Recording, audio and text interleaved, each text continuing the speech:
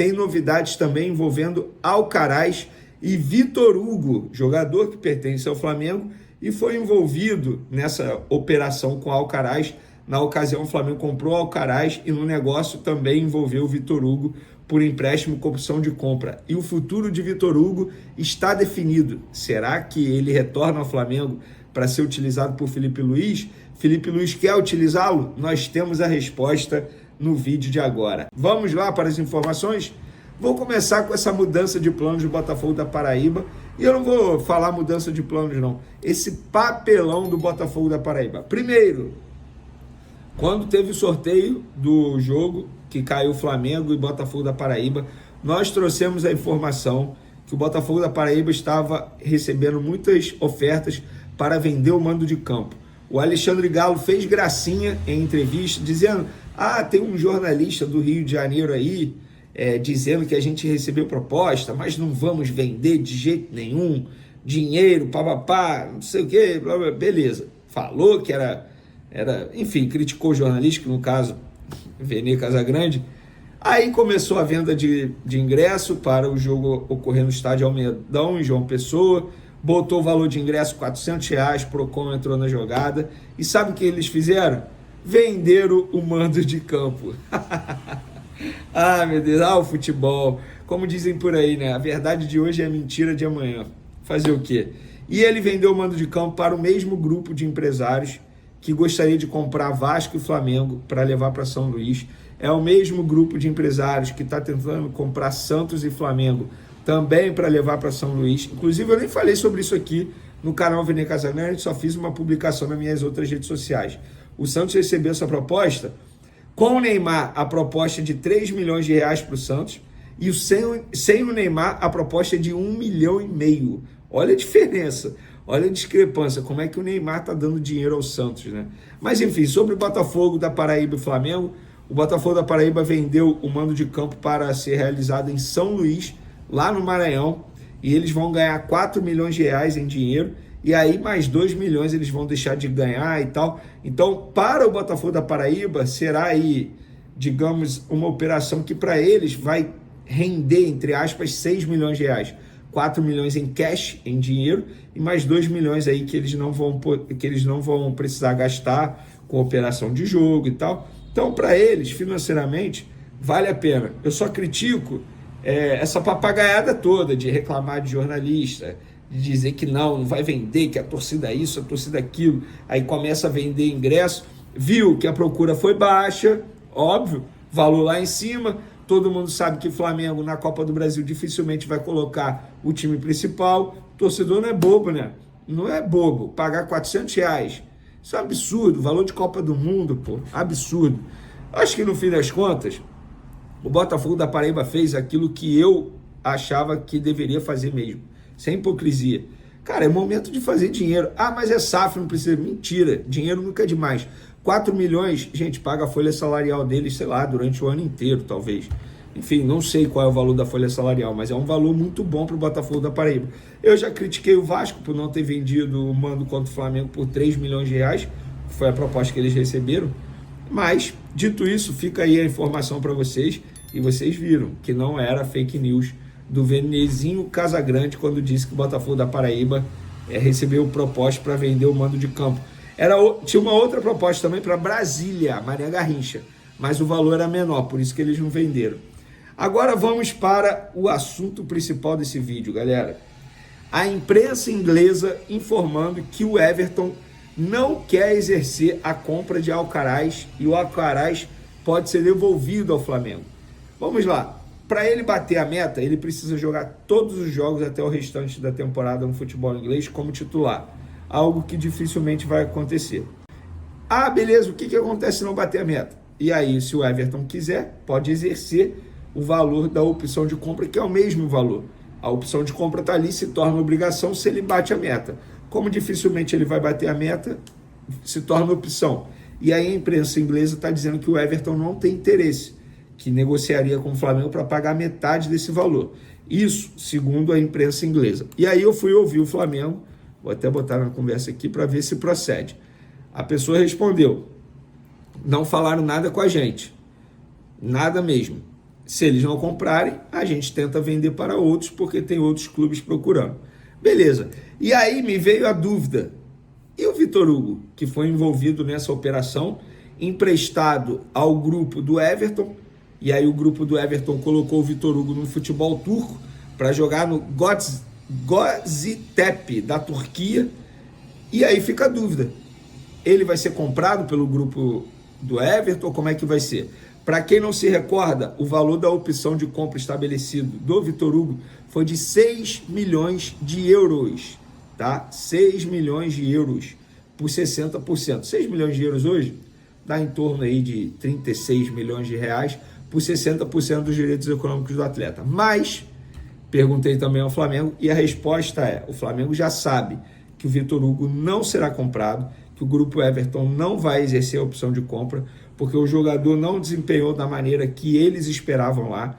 Inclusive, atualmente ele tem 29 jogos com a camisa do Gaziantep, sendo 24 jogos pelo Campeonato Turco e 5 jogos pela Copa da Turquia, sendo que desses 29 jogos, apenas 9 como titular. Inclusive, a minutagem dele é bem baixa, 1.208 minutos no total. Ele tem 2 gols e nenhuma assistência dada. Ele está atualmente com 20 anos. Beleza, ele não será comprado, será devolvido ao Flamengo, porque o contrato dele vai até o dia 30 de junho com esse grupo aí. Aí ele é devolvido ao Flamengo, retorna ao Flamengo ali, para começar os trabalhos em julho. E o Flamengo, o que deseja? O Felipe Luiz quer utilizá-lo? Também tem a resposta. O Felipe Luiz, a comissão técnica e a diretoria entendem que ele não se encaixa no estilo de jogo do técnico Felipe Luiz e ele não será utilizado. A ideia da diretoria do Flamengo é reemprestá-lo, ou seja, conseguir emprestar para um outro clube. E aí, pelo que me falaram no Flamengo, já tem clubes da Europa, da Grécia, interessados no jogador, e outros clubes brasileiros fizeram sondagem. Mas a ideia do Flamengo é emprestar novamente, não é ficar com o Vitor Hugo de maneira fixa aqui no Flamengo. Inclusive, eu vou até ver o tempo de contrato dele com o Flamengo. Vamos ver aqui até quando vai o contrato dele com o Flamengo, porque isso é importante. Para o Flamengo emprestar, o tempo de contrato dele com o Flamengo é até dezembro de 2028. Tem muito tempo ainda, dá tempo de emprestar sim, ele se desenvolver mais, quem sabe ser comprado por esse futuro clube. Mas, respostas. Alcaraz, até o momento o Flamengo não foi comunicado pelo Everton sobre esse possível retorno do Alcaraz, dessa possível não compra do Alcaraz. E o Vitor Hugo, o Flamengo já tem a resposta que ele não ficará lá, que ele vai ser devolvido, e o Flamengo já trabalha para emprestar esse jogador, porque o Felipe Luiz não quer utilizá-lo. Eu vou dar a minha opinião. Nesse momento, o Flamengo está finalizando a preparação para pegar a LDU nessa terça-feira. O time que eu mandaria a campo nessa terça-feira: Rossi, Wesley, Léo Ortiz, Danilo, Varela na lateral esquerda, tá? Alexandre ausente, não colocaria o Ayrton Lucas. Meus 2 volantes, Pulgar e Gerson, botaria Gerson como volante. Arrascaeta no meio. Plata, para mim, tem que jogar, o jogador acostumado a jogar na altitude, tem que jogar, tem um vigor físico absurdo, uma intensidade absurda. Colocaria Luiz Araújo na ponta esquerda, jogador que tem pouca minutagem nos últimos jogos, ou seja, está bem fisicamente, e ele foi bem na última vez que o Flamengo jogou na altitude, e eu colocaria o Juninho de centroavante. E vocês? Por que o Juninho? Para eu justificar. Por conta do vigor físico também. O Juninho é um cara que tem um vigor físico muito bom, avantajado, digamos assim. Então, eu colocaria o Juninho. E vocês? Qual seria a escalação de vocês para essa terça-feira? É o seguinte, pessoal. É sobre a emissora TV Globo. Eu estou vendo nos últimos tempos a Globo batendo até em alguns momentos com razão, se a gente analisar o contexto da situação, em relação ao valor dos ingressos do Flamengo. A todo momento, a emissora debate sobre isso, faz críticas durante transmissões, são comentários a todo momento, 6 a 7 comentários o tempo todo, narrador falando, beleza. No Fantástico, a gente pôde ver o Fantástico produzindo uma matéria de 8 minutos para falar sobre o caso Bruno Henrique. E assim, não trouxe nenhuma grande novidade. Eu acho que a novidade ali foi conversa de mãe e pai do irmão do Bruno Henrique, enfim, perguntando como é que tinha ido, ou seja, deu para perceber que a família inteira sabia de como acontecia a situação. O meu ponto é o seguinte: até o momento, a TV Globo não falou um minuto sequer sobre a matéria da revista Piauí. Eu falo aqui, até o momento, é a matéria do ano, porque são informações de bastidores da CBF tenebrosas, informações extremamente importantes. Inclusive, a ESPN dedicou um programa apenas para falar sobre esses assuntos, publicada na revista Piauí, e segundo matérias publicadas pelo próprio UOL, por exemplo, os jornalistas que participaram desse programa foram afastados pela ESPN a pedido da CBF, ou seja, do presidente Edinaldo. Onde eu quero chegar, pessoal? Existe jornalismo seletivo? Pelo visto, sim. Porque a TV Globo está a todo momento falando de valor de ingresso do Flamengo, que o Maracanã está vazio, batendo muito nessa tecla, batendo muito no Flamengo. Eu fui fazer um levantamento aqui, Flamengo e Juventude, por exemplo, o ticket médio foi de R$ 73. Vasco e Flamengo, nessa última rodada do Campeonato Brasileiro, o ticket médio foi de R$ 84,70, sendo que o Vasco foi o mandante, o Vasco foi quem escolheu o valor dos ingressos, o Vasco foi quem definiu que o setor leste superior seria fechado. E ninguém falou nada sobre isso. E ninguém está falando nada sobre isso. Porque quando é mando do Flamengo, todo mundo dedica minutos em seus programas para criticar o Flamengo. E agora não teve crítica ao Vasco da Gama, por exemplo. Porque os programas não estão dedicando um minuto sequer para falar dessa matéria da revista Piauí, que, repito, bastidores tenebrosos envolvendo o presidente da CBF, Edinaldo Rodrigues. Por que isso? Eu fui buscar no Flamengo uma resposta para isso. E a informação que eu obtive é que, no entendimento de muita gente no Flamengo, é que por conta da situação envolvendo Flamengo e Libra, porque o Flamengo está fazendo reivindicações, fazendo questionamentos, a TV Globo poderia não estar gostando disso. E por conta disso está rolando, entre aspas, um contragolpe da emissora. Eu não gosto disso. Eu acho que, beleza, se é para falar do Flamengo, beleza. Se é para falar dos pontos negativos do Flamengo, beleza. Mas por que não falar também da CBF? O que tem por trás disso? Por que não? Por que não falar um minuto sequer dessa matéria maravilhosa publicada pela revista Piauí? E não teve nada até o momento, nada. Veneno no SBT, vocês falaram, o nosso programa é muito curto. Eu, num determinado momento ali, quando eu fui falar da CBF, eu falei da revista Piauí, elogiando a revista Piauí. E ninguém, assim, graças a Deus, o SBT, ninguém nunca, eu trabalho lá há 3 anos, mais de 3 anos, ninguém nunca chegou para mim e falou, sobre isso aqui não pode falar, nunca. Eu sempre fiquei à vontade para falar o que eu bem entendesse ali. E é isso, eu acho que está existindo um jornalismo seletivo em relação ao Flamengo, e é o Flamengo que está sendo, entre aspas, vítima. Gente, eu não estou entrando no mérito se muitas críticas são corretas ou não. Óbvio que são críticas. A gente pode fazer críticas construtivas. Esse não é o ponto. O ponto é, se é para falar de tudo de ruim do Flamengo, também tem que falar tudo de ruim da CBF. É o famoso 2 pesos, 2 medidas. É o jornalismo seletivo. Por que não falar da CBF? Dos casos envolvendo o presidente da CBF, a instituição. Por que não? E por que só falar do Flamengo? E ficou muito claro isso, porque nessa matéria do Fantástico, sim, uma matéria de 8 minutos para colocar em evidência negativamente um jogador do Flamengo, que no caso é o Bruno Henrique, sem trazer grande novidade. O que eles falaram ali poderia ter feito uma matéria bem menor.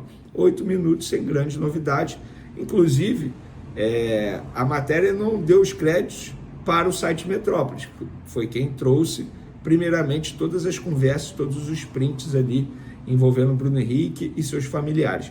Inclusive, para a audiência rotativa, para quem não sabe, o Bruno Henrique, através do seu advogado, se manifestou de maneira oficial logo após a publicação dessa matéria no Fantástico e disse o seguinte: o atleta Bruno Henrique é conhecido e respeitado por sua simplicidade e comprometimento com o esporte.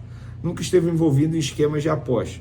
Pelo contrário, acredito que o negócio de aposta deveria sofrer cada vez mais restrições pelas autoridades. As distorções que estão sendo causadas pela interpretação e divulgação indevida de mensagens privadas fora de contexto serão esclarecidas no curso do processo. O atleta confia que o Poder Judiciário oportunamente corrigirá a injustiça que está sendo cometida. Então tá aí. Então, em relação a esse assunto aí, eu acho que o Flamengo está sendo vítima desse jornalismo seletivo. Eu não estou aqui levantando a bandeira que não pode falar mal do Flamengo, não pode trazer pontos negativos do Flamengo. Claro que pode, deve, o jornalismo é isso. O meu ponto é o seguinte, por que não fazer o mesmo com a CBF, por exemplo? Porque a gente teve revelações aí, e eu vou utilizar novamente a palavra tenebrosas envolvendo os bastidores da principal instituição do futebol brasileiro, que é a CBF. E até o momento, grandes emissoras, até o momento, caladas. Que se fosse com o Flamengo, por exemplo, eu tenho certeza que estariam fazendo programas de 2, 3 horas para debater o assunto Flamengo. Mas por ser a CBF, até o momento, ninguém comentou nada em relação a isso. A partida do Flamengo em Quito, nessa terça-feira, contra a LDU, será a 7ª na história do Flamengo contra times equatorianos. E o retrospecto, ó, não é bom não, hein? 4 derrotas, 1 empate e apenas uma vitória, que foi justamente contra a LDU, adversário dessa terça-feira pela Libertadores, em 2021 pela fase de grupos da Libertadores. Ou seja, é um aproveitamento aí de 30%, 31%. O aproveitamento não é bom não. E o técnico Felipe Luiz não terá Alexandro, não terá De La Cruz e não terá Alan. Alan e De La Cruz por conta de o organismo deles, o entendimento através de exames, é que eles não conseguem render e podem ter problemas de saúde jogando em altitude. Alexandre, por conta de um edema na coxa, ele foi desfalque contra o Vasco e será desfalque novamente contra a LDU, a ver se volta contra o Corinthians no domingo pelo Campeonato Brasileiro. Então, é o jogo mais importante do Flamengo na fase de grupos da Libertadores, sem sombra de dúvidas. O mais difícil, isso aí 100% vai concordar comigo, porque jogar na altitude é extremamente complicado. Os outros jogos do Flamengo contra rivais equatorianos: LDU 2, Flamengo 1, Libertadores 2019, Del Valle 2, Flamengo 2, Libertadores 2020, Del Valle 5, Flamengo 0, Libertadores 2020 e 2021, LDU 2, Flamengo 3, Libertadores 2020, Del Valle 1, Flamengo 0, Libertadores 2023 e Alcas 2, Flamengo 1, Libertadores 2023. Nossa, Alcas, eu lembro desse jogo. Fala, meus amigos e minhas amigas, beleza? Hoje eu tô trazendo uma avalanche de história rubro-negra emocionante direto do coração do Equador. A cidade de Quito parou para receber um nome que hoje orgulha o Flamengo e a seleção do Equador. Gonzalo Plata, ou como os equatorianos carinhosamente chamam, Gonzalito Platita. Depois de sair do Al-Sadd, Plata apostou tudo no Flamengo e não demorou para dar certo, voltando ao radar da seleção, ganhando confiança e virando referência. Ele mesmo falou: "Foi a melhor escolha que eu fiz na vida." Hoje, o atacante encara a LDU em casa como rival, mas vestindo o manto sagrado com orgulho e respeito, e mais, foi só chegar ao Flamengo que ele voltou a ser aquele jogador que todos esperavam. Rápido, inteligente e decisivo, o Equador se curva pro craque. E ele é nosso. Na chegada do Flamengo a Quito, a torcida local esqueceu a rivalidade. Gritaram o nome de Plata, tietaram o cara e mostraram o quanto ele é querido. Mesmo enfrentando a LDU, o craque foi aplaudido. E o técnico Felipe Luiz rasgou elogios depois da última atuação. É difícil deixar o Plata fora. Ele joga pressionado, corre, apoia, ataca o espaço. É completo. E mais, Felipe chamou ele de 9 de verdade, destacando a versatilidade do equatoriano, que pode jogar pelas pontas, por dentro ou centralizado, e a torcida rubro-negra já sabe, quando o cara é bom mesmo, tem que estar em campo. Vale lembrar que foi ele o autor do gol do título da Copa do Brasil contra o Atlético MG. De lá pra cá, o homem só levantou taça, Carioca, Supercopa e muito mais por vir. A ascensão de Gonzalo Plata no Flamengo fez ele voltar com força total para a seleção equatoriana. Na última data FIFA, foi titular nos 2 jogos das eliminatórias e jogou os 90 minutos completos. Mesmo sem marcar, Foi destaque nas análises e elogiado por BKSS, técnico da seleção, por sua inteligência tática e adaptação em várias posições. Até agora, Plata soma 48 partidas e 8 gols pela seleção. É como o próprio treinador disse, o Gonzalo pode jogar por dentro ou por fora, na esquerda, na direita, de 9. E isso é essencial para quebrar defesas previsíveis. É esse tipo de jogador que o Flamengo tem nas mãos. Um craque jovem, polivalente, que não se esconde nos grandes jogos e que já mostrou personalidade de veterano em pouco tempo no Brasil. A torcida equatoriana sabe disso. E o Brasil tá aprendendo rápido. Hoje Gonzalo Plata volta ao seu país natal para defender o Flamengo contra a LDU, mesmo tendo sido revelado no Independiente Del Valle. É a camisa rubro-negra que ele veste com alma, entrega e honra. E os torcedores equatorianos reconhecem. Ele tá se destacando, tá melhorando o nível, pode virar uma estrela como Messi ou Ronaldinho. Esse tipo de respeito não se compra, se conquista. E o Flamengo foi a ponte que reconectou Plata com o povo dele, com a seleção, com o futebol que encanta. E aí, nação, na sua opinião, o Plata já é titular absoluto nesse time do Felipe Luiz? Comenta aqui embaixo, deixa o like e se inscreve no canal, porque aqui é conteúdo do Mengão com raça, com amor e com emoção. Tamo junto, irmão. SRN sempre!